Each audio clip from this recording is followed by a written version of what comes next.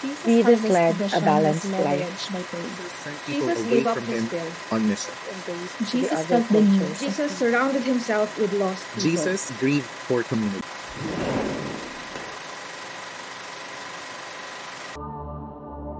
Jesus sent people away from him on mission, and we found in Luke chapter 9 verses 1 to 2 and chapter 10 verses 1 to 2.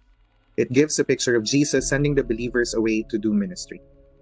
He sent them to touch the hurting and work for the harvest. The environment around Jesus had disciples constantly coming and going. Jesus gave up his will. Jesus surrendered his will to the Father. A transformational leader is in tune with the heart of God. He is not confused about who belongs to whom. Jesus prayed shortly before his death, "Abba, Father, all things are possible for you. Take this cup away from me. Nevertheless, not what I will, but what you will."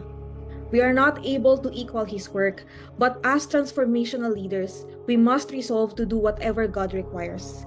Jesus gave up his human will for God's higher purpose. So must we.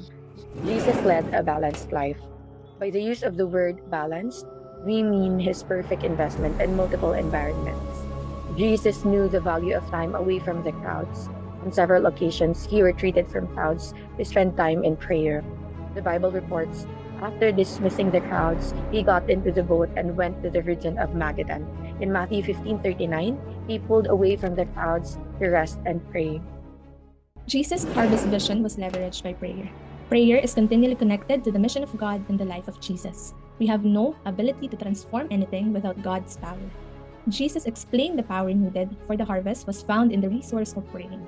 Then he said to his disciples, "The harvest is abundant, but the workers are few.